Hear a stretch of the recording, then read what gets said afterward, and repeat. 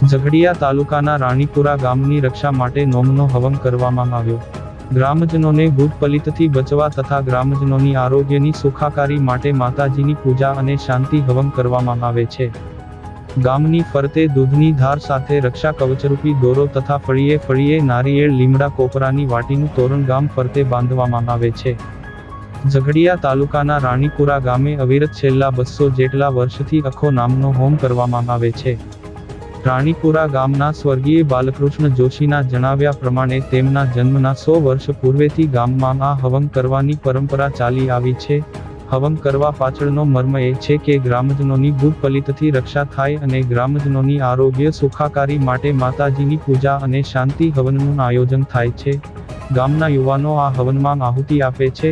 201 વર્ષથી વધુ જૂની આ પરંપરાને રાણીપુરા ગામના આજના ડિજિટલ યુગના યુવાનો પણ જાળવી રહ્યા છે અને પરંપરાને આગળ ધપાવી રહ્યા છે।